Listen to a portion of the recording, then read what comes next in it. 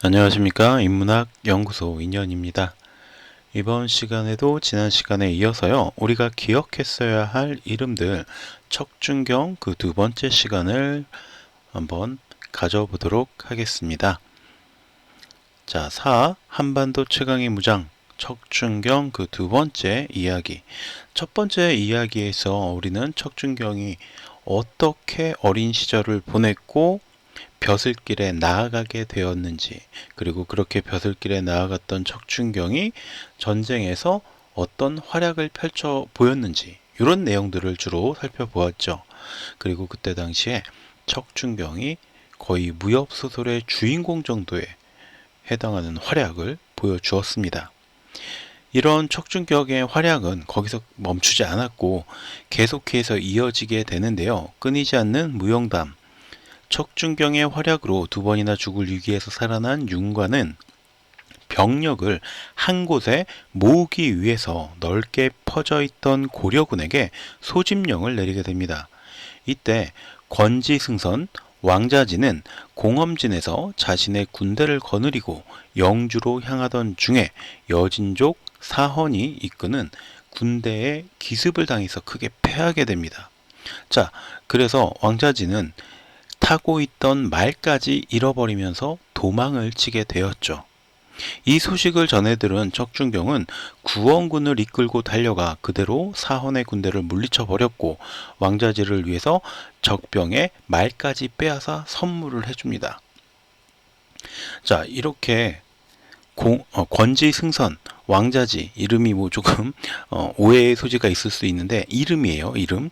자, 그래서 합류하기 위해서 움직이고 있던 이 왕자지의 군대가 여진족에게 깨어져 나갔고요. 그래서 이 왕자지의 목숨까지 위험한 상황이 되었다라는 내용을 소식을 듣자마자 척준경은 구원군을 끌고 가서 그대로 여진족 물리치고 왕자지를 구하기 위해서 적병의 말을 빼앗아서 주기까지, 선물하기까지 했다라는 거예요. 우리가 이 부분에서 좀 생각해야 될 게 뭐냐면, 그때 당시에 사실 고려군이 말을 키우는 능력보다 여진족, 거란족 이런 쪽의 말을 키우는 게 능력이 굉장히 뛰어났고 말 자체가 훌륭했어요. 그래서 여진족의 말은 굉장히 상품으로 치는 그런 시대였다라는 거 우리가 기억을 해야 됩니다. 그래서 여진족의 말을 빼앗아서 줬다라는 건 굉장히 큰 선물을 했다라고 이해할 수가 있습니다. 자, 사진 출처 TVN 도깨비 공식 홈페이지에서 가져온 사진이고요. 결국 영주성으로 고려군이 모이자 여진족의 알세는 영주성 대신 웅주성을 공격하게 되죠. 이때 웅주성을 지키던 최홍정이라는 인물은 완전히 포위를 당한 상태에서 함께 있던 척준경에게 포위를 뚫고 나가서 지원군을 불러주십시오 라고 요청을 하게 됩니다.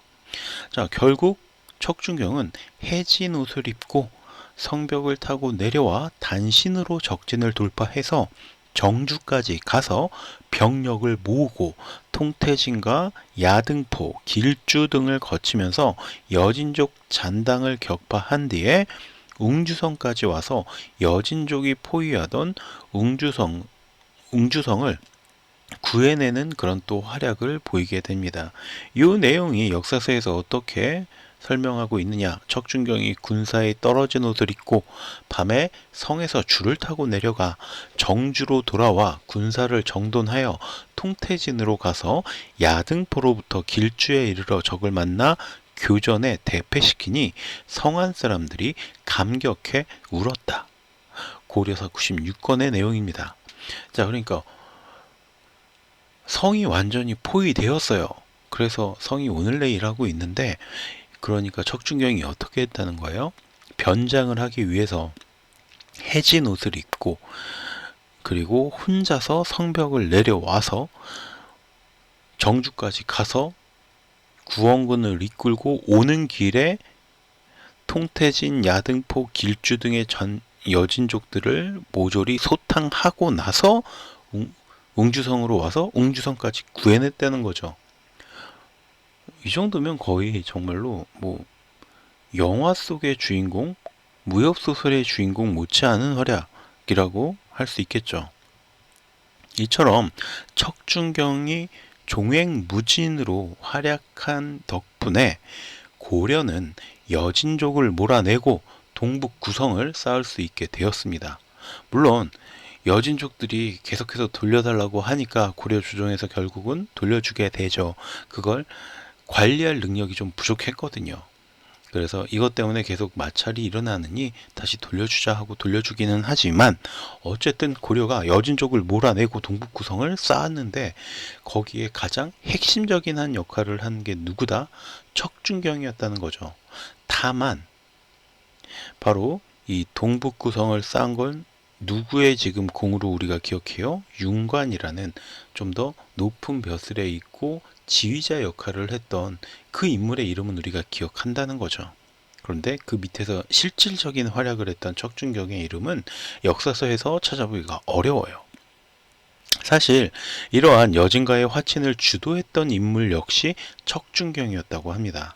그 스스로가 여진족이 두려워하는 용장이었지만 냉정하게 상황을 판단해서 대금 사대에 찬성을 하는 입장에 섰다라고 합니다.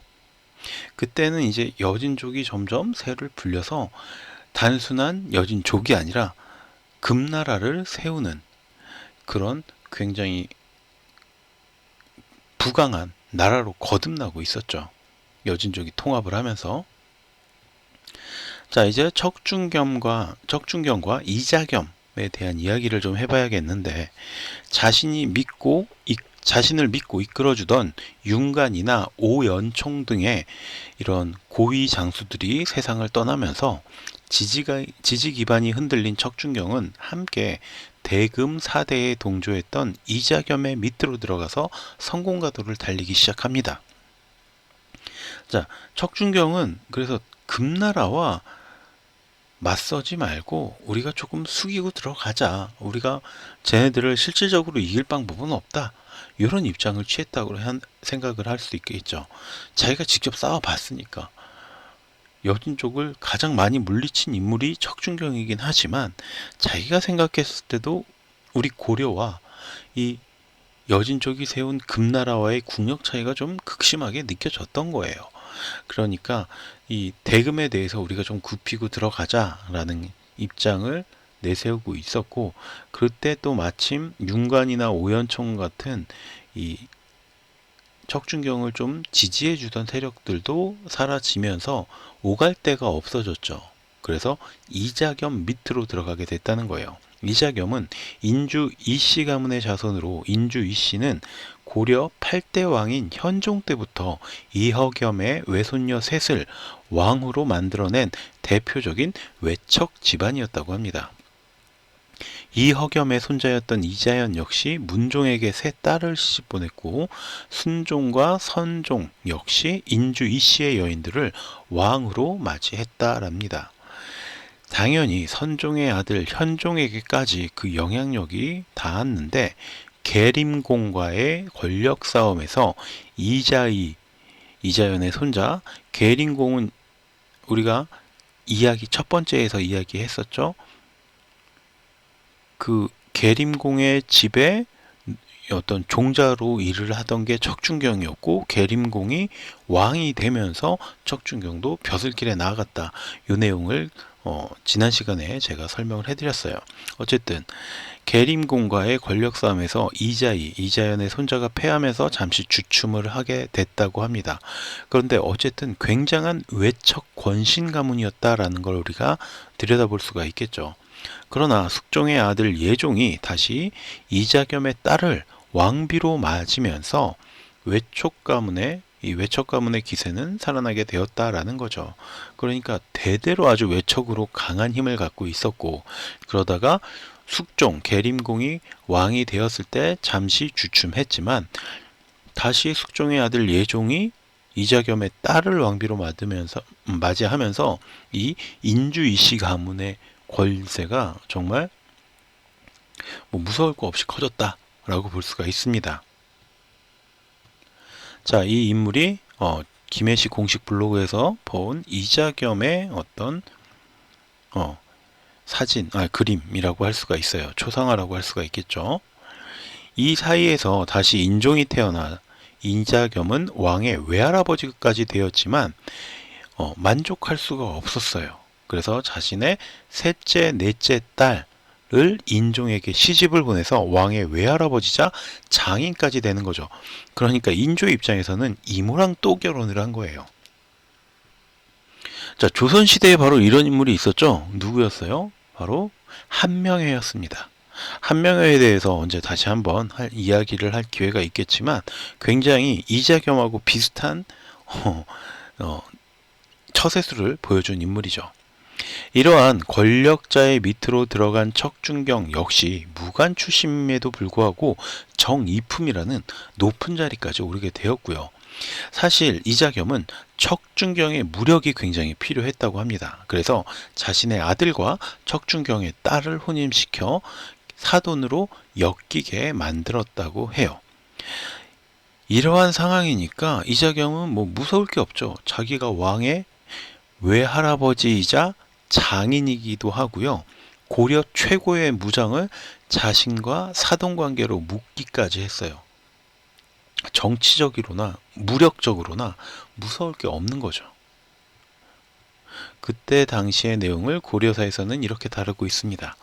자기 족속을 요직에 포열하고 관작을 팔았으며 당인을 많이 심어 스스로 국공이 되고 예우를 왕태자와 같게 하며 그 생일을 인수절이라 부르고 내외가 할애하는 글도 전이라 칭하게 하였다.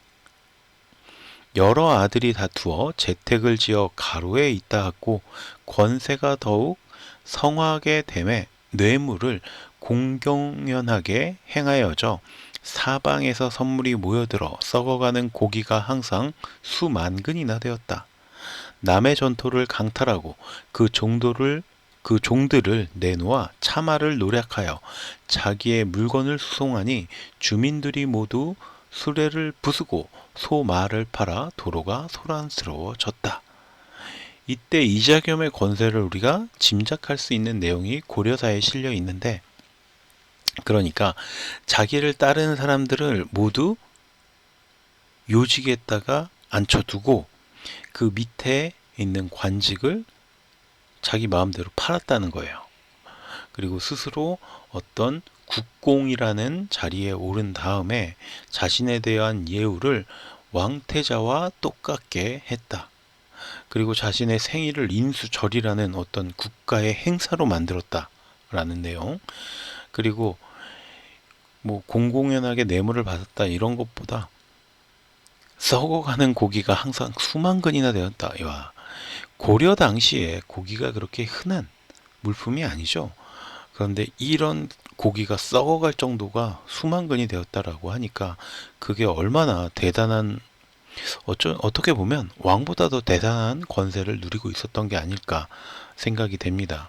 그리고 남의 전토, 땅을 강탈하고 그 자신의 종들을 내놓아서 다른 집에 다른 사람들의 차, 그러니까 마차와 말을 노력해서 뺏어다가 자기 물건을 옮기게 시켰다는 거예요.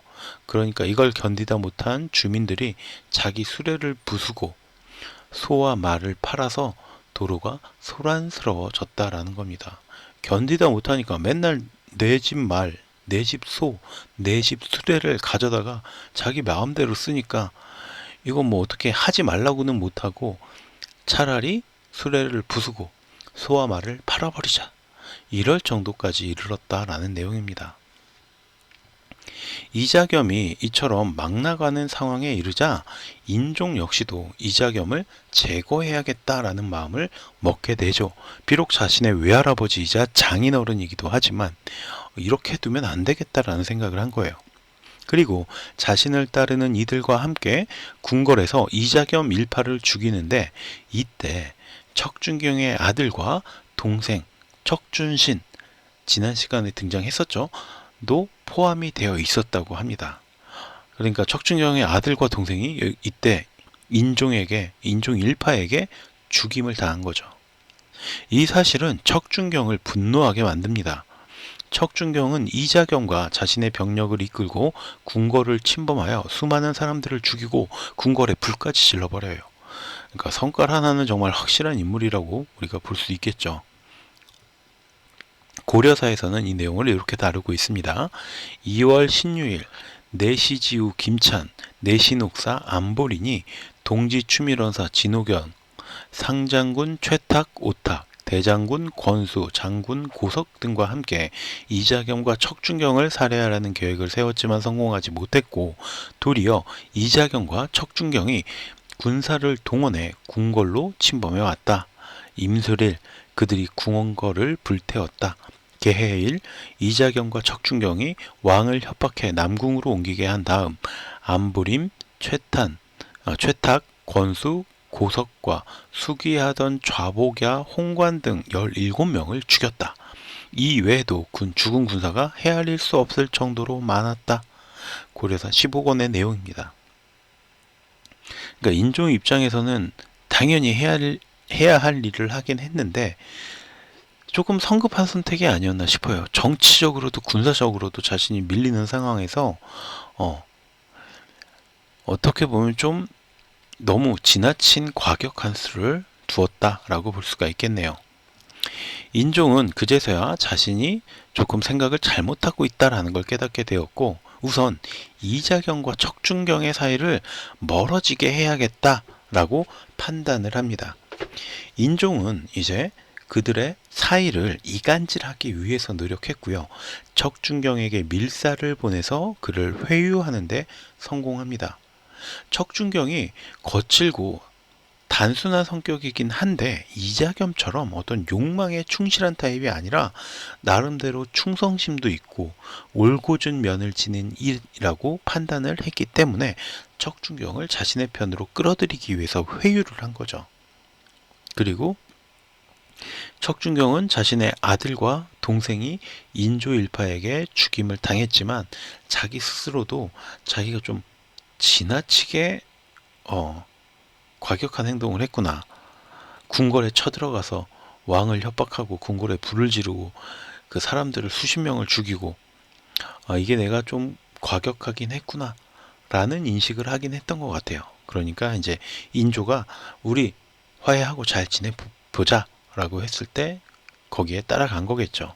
이자겸은 점차 자신이 어떤 좀 불리해지는 상황이다라는 걸 느끼고 1126년 군사를 이끌고 궁궐로 쳐들어가게 됩니다. 이게 바로 이자겸의 난이라고 우리가 역사에서 배우고 있는 내용이에요. 그러나 이미 이때는 척준경이 인종을 호위하던 상태였어요. 그래서 이자겸의 사병들을 뚫고 나서 인종을 구해내고 이자겸의 반란을 제압해버립니다. 이게 고려 최강 무사가 보여준 어떤 퍼포먼스라고 할 수가 있겠죠. 이로 인해서 그는 고려 최고의 권력자의 자리에 오르게 되지만 무력은 있어도 어떤 정치적 기반, 어떤 권모 술수 이런 게 거의 없었던 인물이기 때문에 대신들이 궁궐에 불을 지른 죄를 물어서 탄핵을 요구하니까 순순히 그것을 받아들이고 귀향길에 오르게 됩니다. 만약 이때 척준경이 열받아서 진짜로 고려 한번 엎어? 내가 왕 돼? 그랬으면 충분히 가능했을 거예요. 실질적인 무력을 가지고 있던 게 척준경이고 이때 당시에 왕보다 더 강한 사병들을 이끌었던 이자겸의 세력을 물리쳤던 것도 척준경이죠. 그러면 척준경을 따르는 어떤 군인 무리들은 정말로 어마어마했다고 볼 수 있습니다. 그런데도 척준경은 그래 내가 잘못했지 뭐 그러고 그냥 귀향길에 가요. 인종 역시 그에게 미안한 마음이 있었는지 그의 고향인 곡산을 그의 유배지로 정해줍니다. 그러니까 유배는 보내지만 너 그냥 고향 가서 좀 편하게 쉬어. 이런 형태였던 거죠. 그리고 척준경은 그곳에서 1144년 사망을 하게 됩니다. 그냥 고향 가서 살다가 죽은 거예요. 만약 그가 자신을 따르는 무신들을 일으켜서 반란을 일으켰다면 분명 성공했겠죠. 하지만 그는 그냥 담담하게 자신에 대한 처분을 받아들여 버립니다. 한미한 집안에서 태어나서 전장에서 어마어마한 공을 세웠고요. 그리고 다시 감옥에 갇혀서 죽을 위기에 처했다가 윤간의 도움으로 다시 나온 다음에는 무협소설 속에 나올 법한 무의 실력으로 여진족을 막 쓸어버리면서 공을 세웠고, 또 이자겸 밑에 들어가서 또 잠깐 약간 사람들의 눈총을 받기는 했지만 결국 인조의 편을 들고 이자겸의 난을 해결하면서 고려 최고의 권력자가 됩니다. 그러지만 그러자마자 또 다른 대신들의 탄핵을 받아서 귀향길에 오르게 되죠. 정말 다이나믹하다라는 말이 어울리는 어떤 한 인물의 삶이 아닐까라고 생각을 합니다. 고려사나 고려사 저료 이런 모두 조선시대에 쓰인 고려시대의 역사서들이기 때문에 척준격의 무력을 뭐 굳이 과장할 필요는 없었을 거예요. 그죠? 조선이 어떤 나라예요? 고려를 끌어내리고 역성혁명을 일으켜서 이성계가 세운 나라잖아요. 그런데 굳이 고려의 어떤 인물을 영웅적으로 묘사할 필요가 없겠죠. 그냥 있는 그대로 쓴 거예요. 무엇보다 척준경을 탄핵하는 데에 앞장섰던 문관 정지상이 다음으로 고려의 권력을 잡았고요. 이후 고려 무신들의 대우는 알다시피 처참했기 때문에 척준경의 활약을 줄였으면 줄였지 과장하지는 않았을 것이라고 우리가 생각해 볼 수가 있습니다. 실제로 그랬기 때문에 삼국지 최강의 장수인 여포나 관우, 장비, 초안지에 등장하는 역발산 기계세의 항우 이런 인물들이 소설 속에서 보여준 것 그 이상의 어떤 활약을 펼쳐 보였음에도 척준경이란 이름이 우리 일반인들에게 굉장히 낯선 이름으로 남게 된 것이 아닐까라고 추측해 볼 수도 있겠죠. 그나마 근래에는 척준경에 대해서 재조명하는 이야기들이 조금씩 보이고 있어요. 그래서 우리가 앞에서 설명했던 드라마 도깨비의 주인공이었던 김신이라는 인물의 모델이 척준경이었다거나, 또 다른 드라마인 육룡이 나르샤에서 척준경의 사대손이며 그의 곡상 건법을 마스터한 인물로 엄청난 무예를 선보였던 척사광이라는 인물이 등장하기도 하죠. 곡상 건법, 곡산이 어디라고 했어요? 척준경의 고향이라고 했죠. 요걸 알고 있는 사람들은 이 드라마를 보면서 좀 더 잘 이해할 수 있었을 거예요. 어쨌든 여기서는 SBS 드라마 육룡이 나르샤에서 가져온 사진인데, 여기서는 이제 어떤 여성으로 등장을 하죠. 자, 어쨌든 무의 실력에 비해서 정치적인 술수나 야심은 굉장히 좀 부족했던 척준경입니다. 그러나 자신이 섬기는 사람이나 자신이 돌보는 사람을 위해서는 앞뒤 가리지 않고 좀 무대포식으로 뛰어들었던 열혈남아이기도 했죠. 이런 척준경이 만약 이자겸과 엮여서 어떤 반란 세력에 포함되고 또 궁궐에 불을 지르고 왕을 협박하고 이랬던 좀 안 좋은 면이 있기 때문에 오히려 역사에서 그의 이름이 찾아보기 어려운 것이 아닐까라는 생각도 듭니다.